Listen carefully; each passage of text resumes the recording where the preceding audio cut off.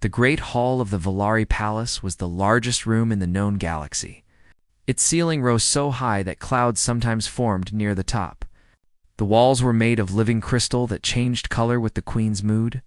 Today the crystals glowed, a cold blue dot. Queen Nallis sat on her throne made of starlight and ancient bone. She had ruled the Valari Empire for 300 years. Her skin was silver, like moonlight on water. She had 4 eyes, and each one could see a different truth. Nothing escaped her notice. Nothing surprised her anymore, or so she believed. The tribute gathering happened once every 10 years. Species from across 12 star systems came to present gifts to the queen. They brought rare metals from dying stars. They brought weapons that could destroy moons. They brought creatures so beautiful that looking at them made people weep. The Valari were the masters of this part of the galaxy. Other species served them or stayed out of their way. This was the natural order of things. The strong ruled. The weak obeyed. Princess Yuna stood near her mother's throne, but not too near. She was the youngest of the queen's 7 daughters. Her older sisters stood in a perfect line, each one more impressive than the last. They wore armor made of compressed light. Their faces showed no emotion. Yuna was different. She wore simple robes of dark blue. She watched the visitors with curious eyes rather than cold ones. The court whispered that she was too soft, too kind, too interested in things that did not matter. Her mother rarely looked at her. The delegations came one by one. The Keth brought a sword that could cut through dimensions. The Morvani brought a living garden that sang in 7 languages. The Talachi brought slaves painted with gold. Each gift was received with a small nod. From the queen, each species was dismissed with a wave of her hand. The crystals in the walls pulsed with bored light. Then the humans arrived. They were the last delegation of the day. They were also the strangest. Valari scouts had discovered their small planet just 5 years ago. The humans had no faster-than-light travel. They had no energy shields. They had fought wars against each other for most of their history. By Valari standards, they were barely civilized. But they had asked to attend the tribute gathering. The queen had allowed it because she was curious. What could such primitive creatures possibly offer? The human delegation walked into the Great Hall. There were only 3 of them. They wore simple black clothing. They carried no weapons. They did not bow as deeply as the other species had bowed. The court whispered. Some laughed behind their hands. The leader of the humans was a man called Do Yin. He was not tall. He was not impressive to look at. His hair was black and his eyes were dark brown. He looked like nothing special at all, but he walked like someone who had nothing to prove.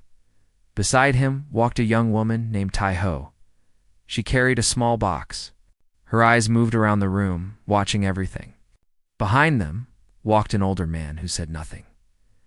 Doyen stopped before the throne. He bowed once, deeply but briefly. Your Majesty, he said. His voice was calm and clear. Earth sends its greetings to the Valari Empire. We are honored to be here. Queen Nallis looked down at him with all 4 eyes. You are the humans, she said. The species that cannot even leave your own star system without help. That is correct, Your Majesty. And what tribute do you bring? Doyan nodded to Taiho. She stepped forward and opened the box. Inside were small objects, seeds, a few paper books, a device that played music, some handwritten letters. The court was silent for a moment. Then the laughter began. It started with Lord Vexen, a noble with scales of deep purple. He laughed loudly and without shame. Others joined him. Soon, the whole court was laughing at the humans and their pathetic gifts. Princess Yuna did not laugh. She watched Doyan's face. He did not turn red. He did not look away. He simply waited for the laughter to stop. When it did, he spoke again. These are seeds from our most beautiful trees, he said. They bloom for only a few weeks each year. Our people travel great distances just to see them. More laughter. These are books of our poetry. Thousands of years of human thought and feeling, written by hand. Lord Vexen shook his head. Poetry? You bring us words? Words have power, my lord. They have started wars. They have ended them. They have made enemies into friends. Words cannot protect you from weapons. No, Do-Yan agreed. But weapons cannot make you immortal. Words can. Every human who wrote these poems died long ago, but their words still live. Their thoughts still touch hearts. The laughter faded. The court did not know what to make of this small human who spoke so calmly about death and immortality. Queen. Nahlis raised one hand. Silence fell. You bring us seeds and poems, she said. The Keth brought weapons that could destroy your entire planet. Yes, your majesty, you do not feel shame. Do-Yan smiled.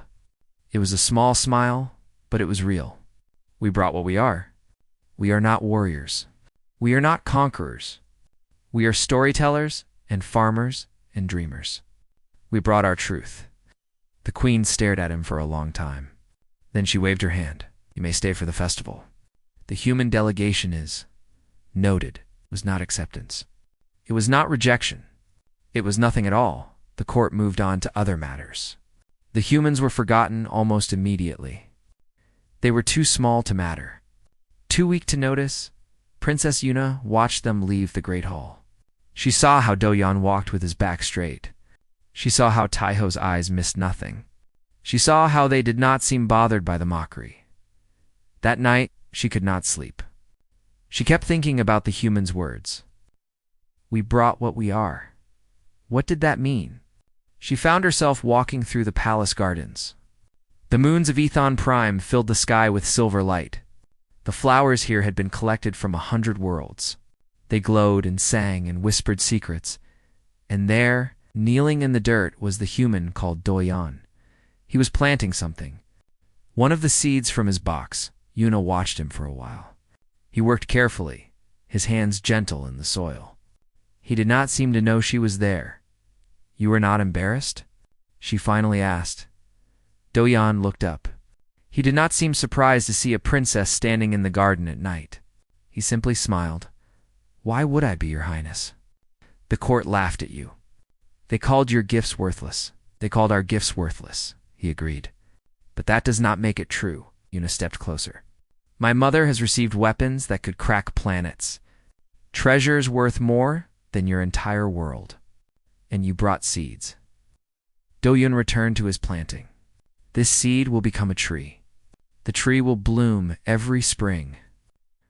Long after your mother's weapons have turned to dust, this tree will still be making flowers. Long after I am dead, someone will sit under this tree and feel peace. He patted the soil gently. That is worth more to me than any weapon. Yuna did not know what to say. She had never met anyone who thought this way. Power was everything in the Valari Empire. Strength was everything. And here was this human talking about flowers and peace as if they mattered more. You are strange, she said. All humans are strange, Do-Yan replied. We are a young species. We have only been among the stars for a short time. We have much to learn. Then why do you seem so calm? You are surrounded by species that could destroy you easily. Do-Yan stood up. He looked at the princess with his dark eyes. In the moonlight, they seemed very deep. Aye, your highness. My people have a word. Han, it means. It is hard to translate. A kind of sorrow that everyone shares. A grief that becomes strength. A wound that becomes wisdom. I do not understand. Humans have suffered greatly. We have hurt each other. We have made terrible mistakes. But we are still here. We learned that survival is not about being the strongest. It is about being able to stand up again after you fall. He smiled again, that small, calm smile. The court may laugh at us, but we have been laughed at before. We have been conquered before. We have been told we were nothing before, and we are still here. We will always be here. Yuna looked at the freshly planted seed in the ground. What will this tree look like? She asked. Beautiful, Do-Yan said simply. It will be beautiful. He bowed to her and walked away into the night. Princess Yuna stood alone in the garden for a long time. Staring at the small mound of dirt where a seed from a primitive planet was beginning its journey toward the light, she did not know it yet. But everything was about to change. Who is this human? The queen demanded. The princess answered serenely. 3 months passed on Ethon Prime. The seasons changed. The great festivals ended. The visiting delegations returned to their home worlds. Life in the palace continued as it always had. Almost everyone forgot about the humans. Doyen stayed. Earth had asked him to remain as a permanent representative. The Valari gave him a small room in the oldest part of the palace. Far from the throne room, far from anyone important. They gave him no servants. They gave him no official title. He was allowed to attend court functions, but no one spoke to him. He was invisible. This did not seem to bother him. Every morning, he woke before the suns rose. He walked in the gardens. He checked on the seed he had planted, which had now become a small green shoot. He ate simple food that Taiho prepared in their tiny kitchen. He read books and wrote letters to Earth that would take months to arrive, and he watched. He watched everything. Taiho worried about him sometimes. She was younger than Doyon, quick with words and quick to anger. When nobles bumped into them without apologizing, her hands made fists. When servants spoke rudely to them, her eyes grew hard. "How can you stand this?" she asked one evening. They were eating dinner in their small room. Through the window, they could see the grand towers where the real diplomats lived. "Stand what?" Doyen asked. "It's being treated like we are nothing. Being invisible. We have been here 3 months, and we have accomplished nothing." Doyen put down his food. He looked at Taiho with patient eyes. "We have accomplished many things," he said. "We have learned how the palace works. We have learned who holds real power and who only pretends to. We have learned which nobles hate each other and which ones are secret allies. What good is that if no one will talk to us? People say things around those they consider unimportant. They speak freely when they think no one is listening." He smiled slightly. "Being invisible has its uses." Taiho shook her head but said nothing more. What Doyon did not tell her was that he was also learning about Princess Yuna since their meeting in the garden. The princess had sought him out 3 more times, always at night, always in quiet places where no one would see. She asked him questions about Earth, about human history, about the strange things humans believed. She was hungry for knowledge. Not the kind of knowledge that helped you gain power, but the kind that helped you understand the universe. She wanted to know about human music and human art and human love. Your people marry for love. She asked one night. They were sitting on a balcony overlooking the city. The lights of 1,000,000 buildings sparkled below them. "Many do," Doyon said. "Not all. But many believe that love is the most important thing." Oh. "More important than power? More important than alliances?" "To some humans, yes." Yuna was quiet for a long time. "Valari do not marry for love. We marry for politics, for bloodlines, for power. Are you married, Your Highness?" "Not yet. My mother is negotiating with several noble houses. I will be married to whoever offers the best political advantage. Do you want that?" She did not answer. But Doyon saw something in her eyes, a sadness she tried to hide. "Tell me more about this word," she said instead. "Han, you mentioned it before." Doyen nodded. "Han is difficult to explain. It is a feeling that my people carry with them. A collective sorrow. A shared grief for all the suffering in our history." "Oh, that sounds terrible." "It can be. But Han is also about hope. It is about taking that sorrow and turning it into strength. When my people face hard times, we do not face them alone. We carry each other's pain. We share each other's hope. You carry grief together. We carry everything together. That is how we survived." Yuna looked out at the city lights. "The Valari do not carry anything together. We compete. We fight. Even within families, there is always struggle. That must be lonely." She did not respond, but Doyen knew he had touched something real. Their conversations continued. Once a week, sometimes twice. They spoke about philosophy and history and the nature of life. Doyen told her about Earth's wars and Earth's art. He told her about farmers and fishermen and teachers. He told her about ordinary people living ordinary lives. Yuna listened to everything. She asked endless questions. For the first time in her life, she felt like she was truly learning. But secrets in the palace never stayed secret for long, Lord. Vexen was old and powerful and hated change. He had served the queen for 200 years. He believed the Volari were the greatest species in the galaxy and everyone else was beneath them. The presence of humans in the palace offended him deeply. He had spies everywhere.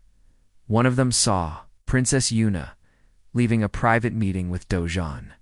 Within hours, Lord Vexen knew everything. He went straight to the queen. Queen Nahlis received the news with cold eyes. She listened as Lord Vexen described what he had learned. Her youngest daughter meeting secretly with the human representative. Sharing information. Building a relationship outside proper channels. This is dangerous, Your Majesty, Lord Vexen said. The princess is being corrupted by these primitives. Who knows what lies they are filling her head with? The queen was silent for a long time. The crystals in the walls of her private chamber pulsed slowly. Bring my daughter to me, she finally said. Princess Yuna stood before her mother's throne. The private audience chamber was much smaller than the Great Hall, but it felt even more frightening. There were no nobles here, no witnesses, just the queen and her daughter. I am told you have been meeting with the human, the queen said. Yuna kept her face calm. Yes, mother. Why?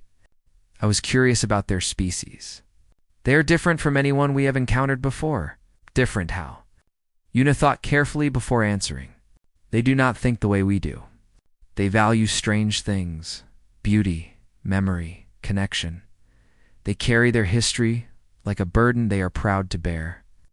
And you find this interesting? I find it fascinating. Gah. The queen rose from her smaller throne. She walked slowly around her daughter, looking at her from all angles. Yuna felt like a specimen being examined. Lord Vexen believes you are being manipulated, the queen said. He believes these humans are dangerous. Lord Vexen is afraid of anything new. Or perhaps he sees threats that you are too young to recognize. The queen stopped in front of Yuna, all four of her eyes focused on her daughter's face. What do you really want, child? What are you seeking from this human? Yuna took a deep breath. I want to understand them, mother. I want to understand how a species so weak can seem so unafraid. When the court laughed at them, they did not react. When they are ignored and insulted, they simply continue their work. They have no power here. No allies, no protection. And yet they do not seem afraid. The queen was quiet. Something flickered in her four eyes. Interest, perhaps, or recognition. You may continue your meetings, she said finally.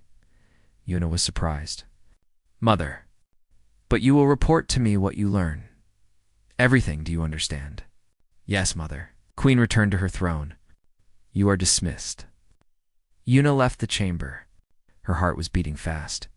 She did not know if she had won a victory or walked into a trap. Meanwhile, far from the palace, something dangerous was stirring. The Keth Dominion had been the Volari Empire's rival for centuries. They controlled a different part of the galaxy. Their ships were fast and deadly. Their soldiers knew no fear. For many years, there had been an uneasy peace between the two powers. That peace was about to end. Keth. Scouts had been testing Volari defenses for months. Small attacks on border worlds. Quick raids that disappeared before anyone could respond. The Volari generals dismissed these as minor problems. They were wrong. In his small room, Doyen received coded messages from Earth. His government had sources in many places. They had heard rumors about the Keth. They had analyzed the pattern of attacks. War is coming, he said quietly to Taiho one night. Are you certain? I am certain the Keith are preparing for something.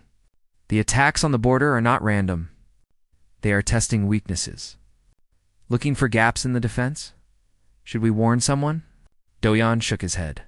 Who would listen to us? We are invisible, remember. Primitives. No one here would believe a warning from humans. Then what do we do? Do-Yan looked out the window at the peaceful city. Soon, that peace would be shattered. Soon, the Volari would learn that being powerful did not mean being prepared. We wait, he said. We watch. And when the time comes, we do what humans have always done. What is that? Do-Yan smiled, but there was no joy in it. We survive, and we help others survive, even if they never asked for our help.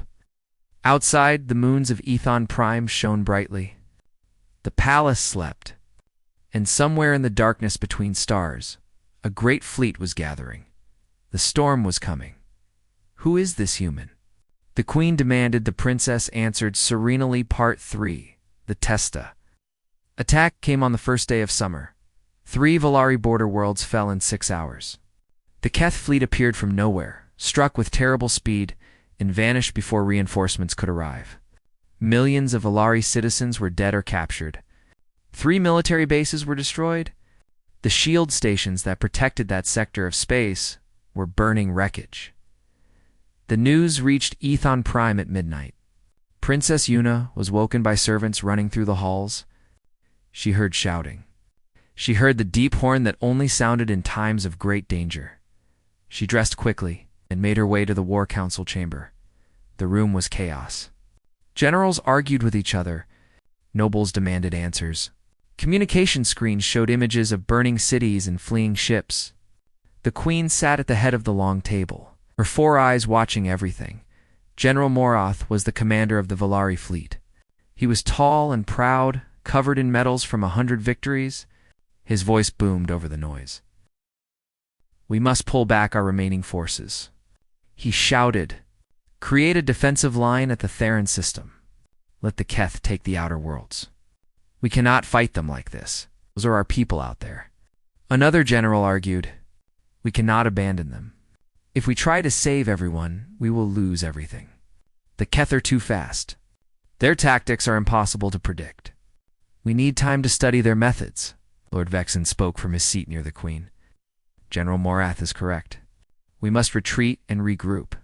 Pride will not save us, the arguing continued. Princess Yuna watched and listened. She saw fear in the room, real fear. The Volari had been the masters of their region of space for so long that they had forgotten what it felt like. To be in danger, then she had a thought, a dangerous thought. She quietly left the chamber. Do-Yan was awake. Of course he was awake. When Yuna knocked on his door, he opened it immediately. He was dressed and ready. Tai-Ho stood behind him, her face grim. You heard the news, Yuna said. We heard. The whole palace heard. The generals do not know what to do. The Keth tactics are unlike anything we have faced before. General Morath wants to retreat. Do-Yan nodded slowly. That is actually not the worst idea. The Keth are using hit-and-run attacks. They strike fast and disappear. If you chase them, you spread your forces thin. If you hold position, they hit you from a different angle. Yuna stepped closer. You know what they are doing? I recognize the pattern. Humans call it guerrilla warfare. We invented it long ago. We have used it and fought against it for thousands of years. Can it be defeated? Do-Yan smiled slightly. Everything can be defeated, Your Highness. You just need to understand what you are fighting. Yuna's hearts were beating fast. Come with me. Come to the War Council. Tell them what you know. Tai-Ho stepped forward. Princess, they will not listen. We are nothing to them. Less than nothing, I will make them listen. Do-Yan looked at Yuna for a long moment. Then he nodded. Very well. Let us try. The War Council fell silent when Princess Yuna returned with the human. Generals stared. Nobles whispered. Lord Vexen's face twisted with anger. What is the meaning of this? General Morth demanded. This is a military council. That creature has no place here. Quinalis raised one hand. Silence fell. Daughter, she said, explain yourself. Her voice did not shake. Mother, this man has knowledge that could help us. Humans have fought wars like this before. They understand what the Keth are doing. Laughter erupted from several generals. Lord Vexen sneered openly. Humans, one general said. They cannot even travel between stars without our help. What could they possibly teach us about war? They have fought 10,000 wars against each other, Una said. They have developed strategies for every kind of combat. They have knowledge we do not have. Ridiculous, General Morith said. I have won more battles than this creature's entire species has fought. I do not need advice from primitives. Then why are you losing? Una asked. The room went very still. General Morith's face turned dark with anger. But before he could speak, the Queen raised her hand again. Let the humans speak, she said quietly. Everyone looked at her in shock. Even Una had not expected this. Doyen stepped forward. He showed no fear. He looked around the room at all the powerful beings who despised him. Then he began to speak. What the Keth are doing is called guerrilla warfare. The term comes from a human language. It means fighting like shadows. You never stand and face your enemy directly. You strike where they are weak. You run before they can strike back. You make them chase you. You tire them out. You make them afraid. We are not afraid, General Morith shouted. Yes, you are, Doyen said calmly. And that is exactly what the Keth want. Fear makes people make mistakes. Fear makes leaders retreat when they should advance. Fear makes generals abandon their people. The room was silent. No one had ever spoken to Valari generals this way. How do you fight such tactics? The Queen asked. Her voice was cool, interested. Doyen turned to her. You must change how you think, Your Majesty. You cannot use your old methods. Large fleets moving slowly are easy targets. You need small groups. Fast ships. Commanders who can make decisions without waiting for orders from above. That is chaos, General Morith said. That is no way to fight a war. It is the way humans fight, and we are very good at it. Doyen continued. He spoke about dividing forces into smaller units, about setting traps instead of chasing enemies, about protecting key positions while letting unimportant ones fall, about patience and misdirection and making the enemy think you were weak when you were actually strong. When he finished, the room was divided. Some generals looked thoughtful. Others looked angry. Lord Vexen looked like he wanted to kill Doyen with his bare hands. This is madness, General Morith said. We cannot change our entire military strategy based on the advice of one primitive creature. Then what is your plan, General? The Queen asked. How many more worlds will you lose before you admit you do not know what to do? Morath opened his mouth but said nothing. He had no answer. The Queen rose from her chair. She looked at Doyen with her 4 cold eyes. Your ideas are interesting, she said. But I cannot risk my empire on the word of a species that cannot even protect itself. This council is dismissed. We will follow General Morth's plan of defensive retreat. And that was it. Una walked with Doyen out of the chamber. Her hands were shaking with anger. They did not listen, she said. I told you to speak, and they ignored everything you said. Not everyone ignored it, Doyen said quietly. What do you mean? But Doyen only smiled and walked away. 2 days later, a young Valari commander named Solon received a secret message. It contained detailed tactical plans. It described exactly how to counter the Keith attacks on his sector. The message was unsigned. Solon was desperate. His forces had been losing for weeks. He had nothing to lose. He followed the plan. His small fleet split into hunting groups. They stopped chasing the Keth and started waiting for them. They set traps at supply lines. They hit Keth ships when they were refueling. They used speed and surprise instead of overwhelming force. In 3 days, Solon's fleet destroyed 8 Keth warships. He recaptured 2 mining stations. He saved the lives of 100,000 Valari civilians. The news spread across the empire like fire. Queen Nala sat in her private chamber. Reading the reports, Commander Solon's tactics were brilliant. They were also completely different from anything in Valari military tradition. They were, in fact, exactly what the human had described. The Queen called for her spy master. She asked him to find out where Solon's orders had come from. The investigation led to a young officer who had been at the War Council. That officer had given the plans to Solon, and that officer had received them from Princess Una. The Queen read the reports again. Her youngest daughter had secretly passed human military strategies to a frontline commander. She had disobeyed direct orders. She had potentially saved thousands of lives. Queen Nala sat alone for a long time.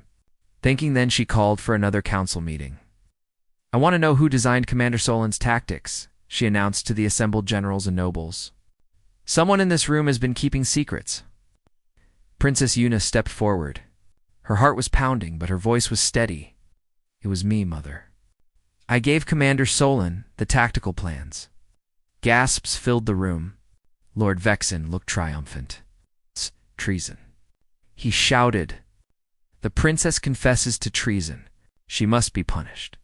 "Silence," the queen said. Her voice was ice. She looked at her daughter. "Where did you get these plans, child?" Yuna did not hesitate. "From Doyan, the human representative. He designed them based on human military history." The room erupted into chaos. Generals shouted. Nobles argued.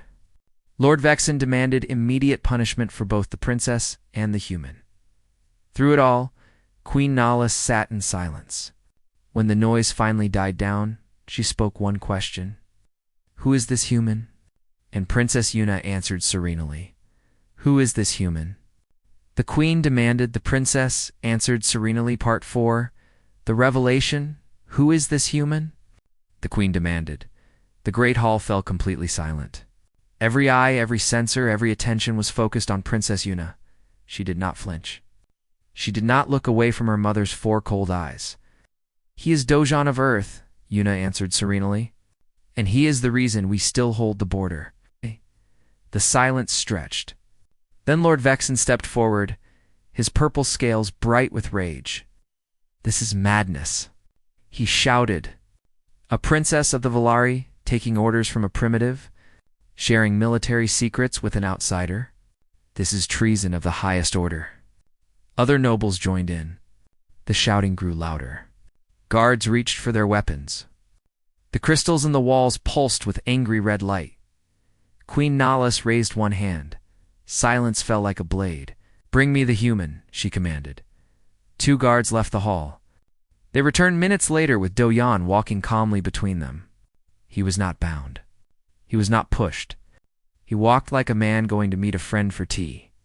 He stopped before the throne and bowed once, exactly as he had done on the day he arrived. Your Majesty, he said. The queen looked down at him. In this moment, she was not just a ruler. She was an ancient being who had seen empires rise and fall. She had crushed rebellions and ended wars. She had killed with a thought. And here was this small creature, this human from a primitive planet, looking at her without any fear. "My daughter says you designed the tactics that saved Commander Solin's sector," the queen said. "Is this true?"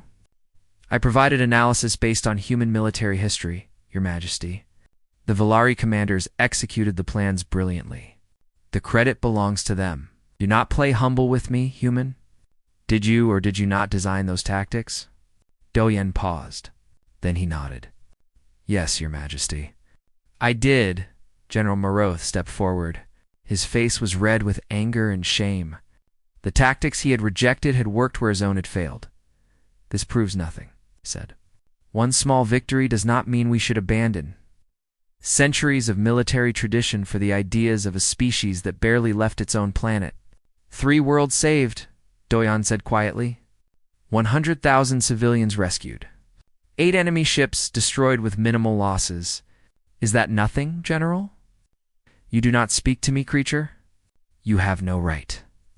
I speak because the Queen allows me to speak, and I speak truth. Queen Nalis held up her hand before Morith could respond. Your kind has no ships, she said to Dojin. You have no weapons. You have no empire. What makes you think you can advise us? Doyan looked at the Queen. When he spoke, his voice was calm but strong. Your Majesty, we have something more valuable than ships. And what is that? 10,000 years of learning how to lose and still survive. The court stirred. Some laughed nervously, but the Queen did not laugh. She waited for him to continue. Doyen reached into his coat. Guards tensed. He pulled out a small data device. "This contains Earth's complete military history," he said. "Every war, every battle, every strategy, every mistake. Thousands of years of humans fighting humans. We have seen every kind of combat. We have made every kind of error. And we learned from all of it." He held out the device. "We give this to you freely. No payment. No conditions. A gift." Lord Vexen sneered. "What is the trick? What do you want in return?" "Nothing, my lord. Possible. No one gives something for nothing." Doyan smiled slightly. "Humans do. We call it kindness. We call it alliance. We call it hope." He looked at the Queen. "Your Majesty, we are not here to conquer you. We could not even if we wanted to. We are not here to trick you. We have nothing to gain from deception. We are here because we know what it is like to be small. We know what it is like to face enemies stronger than ourselves. And we learned that the only way to survive is together." "Together with whom?" the Queen asked. "With anyone who will stand with us. The Velari rule many species. Some of them hate you. Some fear you. But if you fall, who protects them? The Keth. They are conquerors. They enslave. They destroy. Whatever you think of your own empire, you are better than that alternative." The room was very quiet now. Even Lord Vexen had stopped speaking. "You came to us as servants," the Queen said slowly. "You presented yourself as nothing. But you positioned yourself to become." "What? Saviors?" "No, Your Majesty." Doyan shook his head. "We positioned ourselves as friends. You just did not recognize us." For a long moment, nothing happened. The Queen sat on her throne like a statue of silver and light. Her 4 eyes studied the human before her. Then she did something no one expected. She laughed. It was not a cruel laugh. It was not mocking. It was a real laugh. The laugh of someone who has been surprised after 300 years of never being surprised. "You are either the most clever creature I have ever met," she said, "or the most foolish. Perhaps both, Your Majesty. Humans often are." The Queen rose from her throne. She walked down the steps until she stood directly in front of Doyan. They were nearly the same height. Her 4 eyes looked into his too. "My generals told me you were nothing," she said quietly. "My advisors said you were primitive. My nobles wanted me to send you away in shame. And now, Your Majesty." The Queen was silent for a moment. Then she reached out and took the data device from his hand. "Now, I want to see what 10,000 years of human warfare looks like." She turned to face the court. The crystals in the walls shifted from red to gold. "The human representative will be given full access to our military councils," she announced. "His analysis and advice will be heard. Anyone who interferes with this will answer to me personally." Lord Vexen sputtered. General Moroth looked sick. The rest of the court stared in disbelief. "Your Majesty," Lord Vexen began. "Said personally," the Queen repeated. Her voice was ice and fire. "Do you wish to test what that means, Vexen?" He went silent. The Queen looked at her daughter. Princess Yuna stood with her back straight, her face calm. She had risked everything for this moment. "You believed in this human when no one else did," the Queen said. "You disobeyed me. You went behind my generals. You could have destroyed your position in this court." "Yes, Mother, why?" Yuna looked at Doyan, then back at her mother. "Because he showed me something I had never seen before. A species that values connection over power. Survival over dominance. Hope over fear." She paused. "I wanted us to learn from that. I think we need to—" The Queen studied her youngest daughter. For the first time in many years, she truly saw her. "Perhaps you are wiser than I knew," she said quietly. Then she turned and walked back to her throne. "The council will reconvene tomorrow to discuss new military strategies. The human will attend. This session is concluded." As the nobles and generals filed out, many things changed forever. Alliances shifted. Power moved.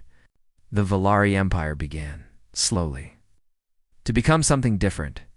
And in his small room that night, Doyan sat by his window looking at the stars. Taiho sat with him. "They finally listened," she said. They finally had to, he replied.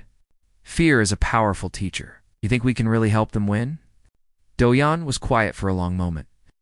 I think we can help them survive, he finally said.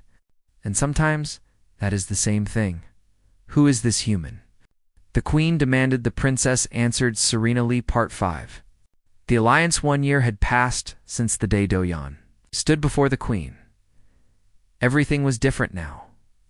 The war with the Keth Dominion had turned. Volari forces, using human tactics, had pushed the enemy back from every conquered world. The hit-and-run attacks that had terrified Volari. Generals were now being used against the Keth. Hunters had become the hunted. Do-yeon walked through the palace gardens on a warm morning. The path took him past the tree he had planted on his first night on Ethon Prime. It was no longer a small shoot. It had grown tall and strong. Its branches reached toward the sky. And for the first time, it was covered in pink flowers. The cherry blossoms had bloomed. Vilea servants stopped to stare at the strange tree. They had never seen anything like it. The flowers were delicate, almost impossibly beautiful. Some petals fell in the wind, dancing like snow. They only bloomed for a few weeks, Do-yeon said to a young servant who was watching. Then the flowers fall. But they come back every year. Always. The servant did not understand, but she nodded politely. Do-yeon smiled and continued walking. He was no longer the invisible guest in a forgotten room. He was now the ambassador of Earth to the Volari Empire. He had an office in the main palace. He attended every council meeting. Generals asked for his advice. Nobles who had once laughed at him now bowed when he passed, but Do-yeon had not changed. He still wore simple clothes. He still spoke calmly and quietly. He still planted seeds in the garden when he had time. Taiho had changed more. She was now the leader of the Human Advisory Corps. Young Volari officers came to learn human tactics and human history. They studied old Earth's battles. They learned about patience and misdirection and the power of fighting for something you loved. I never thought I would be a teacher, she told Do-yeon once. I always thought I would be a fighter. Teaching is fighting, he replied. Just slower. And the victories last longer. There was a third human in the palace now. Her name was Ga. She had arrived 6 months ago as a military specialist. She was quiet and serious, with sharp eyes that missed nothing. She had helped plan the counterattacks that turned the war around. Today, Ga was attending a very important meeting. The Keth had requested peace talks. The meeting room was large and tense. Volari generals sat on one side. Keth commanders sat on the other. They were tall creatures with gray skin and 6 arms. Their eyes were black and showed no emotion. Queen Nala sat at the head of the table. Princess Yuna sat beside her. In the past year, Yuna had grown into a powerful figure at court. She was no longer the overlooked youngest daughter. She spoke at councils. She advocated for better treatment of the species under Volari rule. She pushed for change, and people listened. The Keth High Commander looked around the room. His black eyes stopped when they saw Ga sitting among the Volari advisors. "What are you?" he asked. His voice was like grinding stones. Ga did not flinch. "I am human, a representative of Earth. Human."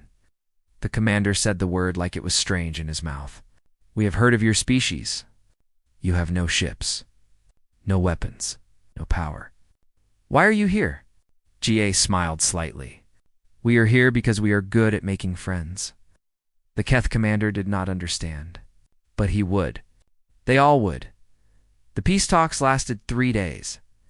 In the end, the Keth agreed to withdraw from all Volari territory.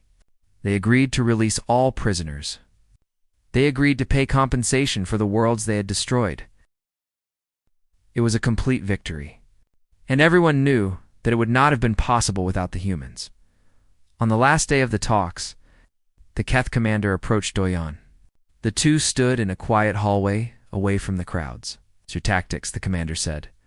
"They were unlike anything we have faced. We could not predict them. We could not counter them." Do-yeon nodded. "Humans have been fighting each other for a very long time. We have learned many things. Why did you help the Volari?" They treat you as inferiors. They mocked you. Some still do. But that does not matter. Why not? Doyen thought for a moment. Because we do not help people because they deserve it. We help people because it is right. Because we know what it is like to need help and receive none. We decided long ago that we would be different. The Keth commander was silent for a long time. You are a strange species, he finally said. Yes. Doyen agreed. We are. That evening, there was a celebration in the palace. The war was over. Peace had come. The great hall was filled with music and light. Doyen stood on a balcony looking out at the city. The light sparkled like stars fallen to earth. The moons of Ethon Prime hung in the sky like glowing pearls. Princess Yuna found him there. You are not celebrating, she said. I am. Just quietly. She stood beside him. They were silent for a while, watching the city below. A year ago, you planted a seed in the garden, Yuna said. I thought you were foolish. I thought you were wasting your time, and now the tree is blooming. It is the most beautiful thing in the garden. Servants come just to look at it. They have never seen flowers like that before, Doyen smiled. They will see them every year now. Long after I am gone, that tree will still be blooming. Is that what matters to you? Leaving something behind? That is what matters to all humans. We know we will not live forever. We know our time is short, so we try to plant seeds. We try to build things that will outlast us. We try to make the universe a little better than we found it. Yuna looked at him. In the moonlight, his face was calm and peaceful. You changed everything, she said. You changed my mother. You changed the Empire. You changed me. I did not change anything, Your Highness. I just helped you see what was already there. The capacity for change, the desire for something better, the hope that things can be different. Those were always inside you. I just helped you find them. The sounds of celebration drifted up from below. Somewhere, music was playing. Somewhere, people were laughing. My mother wants to speak with you tomorrow, Yuna said. She is going to announce a full alliance with Earth. Equal partners. Not rulers and servants. Partners. Doyen was quiet for a moment. Then he nodded. That is more than I ever hoped for, is it? He smiled slightly. Well, maybe I hoped for it a little, Yuna laughed. It was a real laugh, free and warm. The next morning, Queen Nalus walked through the palace gardens with her daughter. They stopped before the cherry blossom tree. Pink petals fell around them like gentle rain. I underestimated them, the queen said. The humans. I thought they were nothing. Everyone does, Yuna replied. That is their greatest weapon. The queen touched one of the falling petals. It was soft and fragile in her silver hand. What do they call this tree? A cherry blossom. On Earth, it symbolizes the beauty of impermanence. They plant them to remember that nothing lasts forever. Not empires, not wars, not even grief. Queen Nalus watched the petals fall. For a moment, she looked very old, very tired, but also, perhaps, a little bit at peace and hope. She asked. Princess Yuna smiled and looked up at the branches covered in pink flowers. Hope blooms every spring. Above them, the petals danced in the wind, carrying promises of renewal across a galaxy that was finally learning what it meant to be truly strong, not through power, not through conquest, but through the simple, stubborn, beautiful human belief that tomorrow could always be better than today, and somewhere far away. On a small blue planet that had once seemed so unimportant, the people of Earth looked up at the stars and knew they were no longer alone. They had found friends among the stars, and that was worth more than all the weapons in the universe.